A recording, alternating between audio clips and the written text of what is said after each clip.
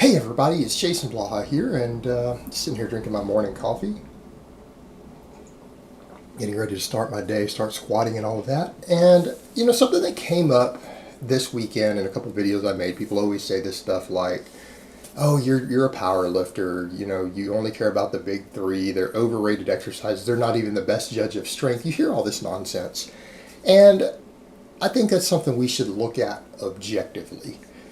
We should look at that objectively instead of just jumping up and going with whatever a new popular trend is of people out there who say that. Because truth be told, that's not necessarily based upon reality. They aren't overrated exercises. And as far as being a true test of overall strength, there can be some criticism there. I mean, I'll be the first to admit the bench press. The bench press, which is the most popular of the big three, if that wasn't such a point of contention, no one would be saying that. Like, no person who has been lifting for years, who's been around any sort of real strength training, any sort of real size training, would ever say that the squat or the deadlift are not a true test of strength and that they're not amazing for putting size and strength on your body. The bench press is the only one that's realistically argued, and we'll get into that in a minute. But the thing is, the squat and the deadlift. People need to understand that if a person did nothing but deadlift from the first day they walked into the gym, and that's all they did, they came in and they deadlifted every workout, no other exercises for a year straight, worked on it really hard, they would probably gain at least half of their noob gains. In other words, let's say your noob gains for you is a potential of like 20 pounds of muscle. That person would gain probably 10 or 12 pounds of muscle in the first year off that one exercise, and they would be a hell of a lot stronger on anything else that they did. If you were to test all their maxes on a bunch of lifts, and I mean a bunch of lifts, I don't care what lift it is, doesn't have to even be a conventional normal lift, and they deadlifted really hard for a year straight, they would put on probably over 10 pounds of muscle. And every single lift would go up. If you were to test their bench press, their squat, their overhead press, anything, I don't know, you could test their Jefferson deadlift, they would probably all double. They would probably double their strength on every one of those exercises just from doing the deadlift. And that's just being realistic. Just observations of how the body works in training. So anyone who's going to argue that something like the squat and the deadlift doesn't put size and strength on, they aren't amazing, is just ridiculous. In fact, there were studies done with the squat. A number of coaches have worked with novice lifters and had them do nothing but squat and took measurements all the way back in the 70s and 80s. And they found even their biceps grew. If you were a novice who didn't train at all, even their biceps and triceps grew a little bit, not massively, from squatting. Like, they found that if they had them squat really hard for a year straight, that novice lifters put about an inch on their arms, all right, from just squatting. Now, obviously, if you've been training a little while, that training effect would go away. It wouldn't stimulate muscles if it's not directly working, but early on it actually will. So perspective there, people. And as far as them being a test of strength, they are true tests of strength. They're both very long range of motion exercises that use both of them use at least 70% of the total muscle fibers through the entire body, right? At least. Arguably, the deadlift does actually require stimulation from every muscle of the body through different parts of the movement. That includes even the arms. Again, been noted in various EMGs, they do light up. Everything does, because there's a lot of stabilizing going on. I'm not saying that stabilizing and stretching and isometrics is the best way to grow, because it's not. But it can stimulate some growth, and it definitely makes you stronger. So anyone who's going to argue either of those it's just sheer ignorance, and it's people who are maybe lazy, and they might think that they're bad at those exercises, but they're only bad at them because they're hard and they don't do them.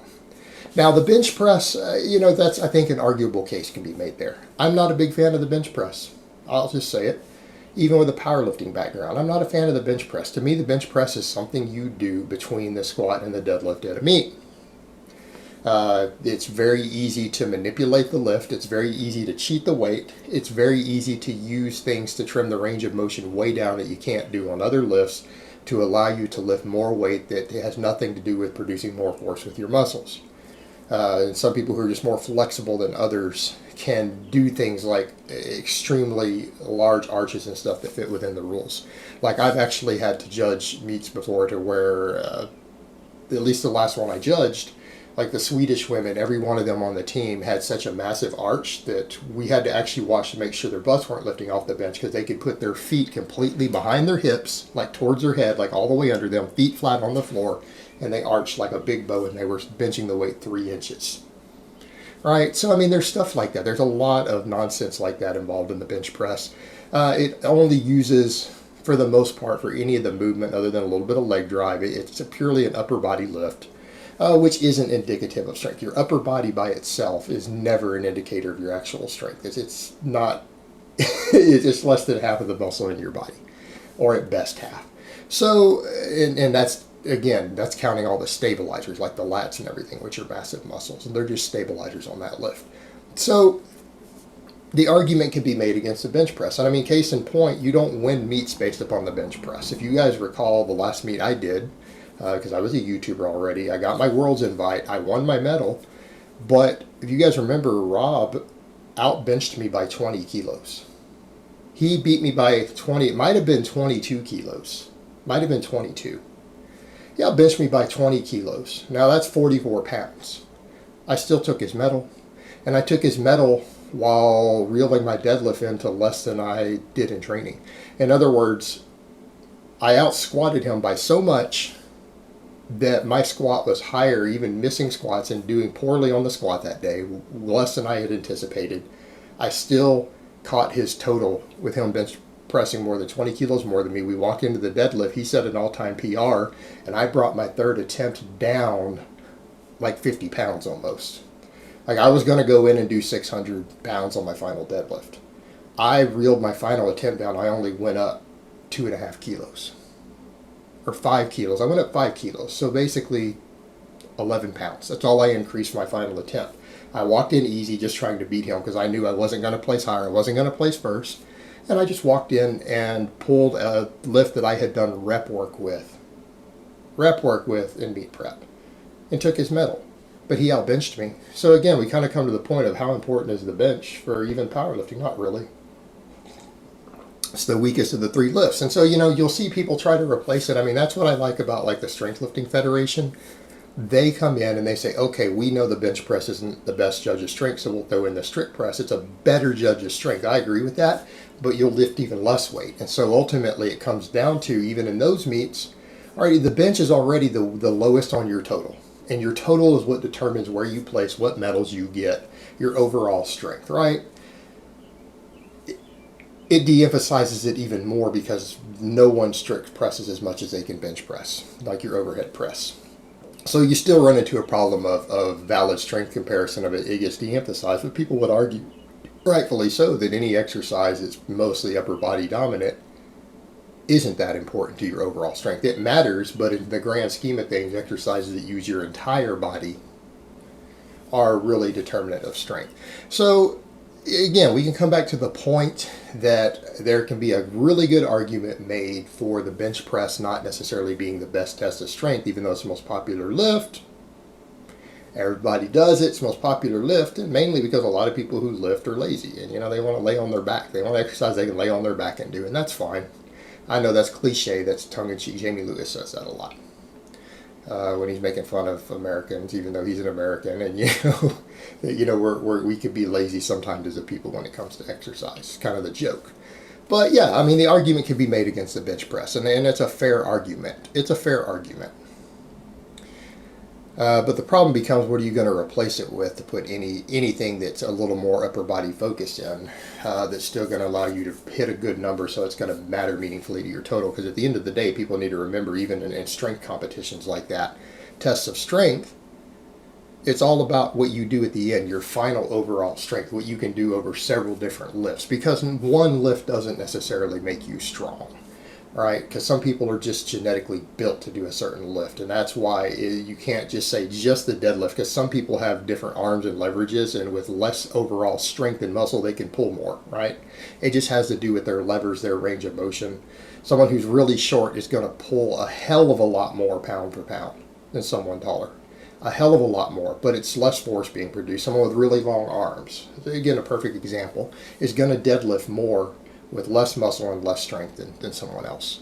That's why you need several different lifts so that you start taking out things like limb length advantages and height advantages and stuff like that, so that you have a more balanced way to judge strength. But again, they're not overrated as far as particularly the squat and the deadlift. But the thing is, if we're talking about even gaining overall muscle, there are people who've gotten relatively jacked just doing the big three. Now, are you going to have a really balanced physique? No. Are you going to have a body that I think is going to subject you to a higher risk of injury due to those imbalances? Yeah, I think so. But realistically speaking, a person could come in and literally do nothing but squat, bench, and deadlift for 2 or 3 years. They got really good at them. They'd get pretty jacked. They would be pretty strong. They might not have the prettiest physique, though. I think we can argue that because it's not balanced. But you'd get pretty big and you'd get pretty strong, and it's been done. It has been done by people. There are people who've done it. There are coaches who've coached that over the years and actually gotten the results with their people. I'd argue you need at least 5 lifts, maybe 6 lifts, to be balanced overall and have a lower injury rate, a minimum, bare minimum. But again, these lifts are not overrated. It's a popular, trendy thing that every now and then it comes into vogue and back out, and that's largely due to the bodybuilding world or people who have these other ideas. But again, we could argue about the bench press all day long. I agree on that. We could argue, and people will argue back and forth as to how good of an exercise it is, how strong of a test of strength it is, and that's a valid argument. But when anyone tries to say something like the squat or the deadlift are not valid tests of strength or legitimate tests of strength, as in if you can't squat a lot of weight or you can't deadlift a lot of weight, you probably aren't as strong as you think you are, no matter what other lifts you've done, because that's a good test. And they're fantastic exercises for making you bigger and stronger. They're absolutely fantastic. They are easily in the top 5 exercises ever of all time for putting muscle and strength on a person. And they just are. And a lot of their variations actually do not do as well as the basic conventional lifts for that, in terms of either putting muscle on you or strength on you. Alright guys, but that's really all I have to say on that today. I hope it's been informative, and I will talk to you guys next time.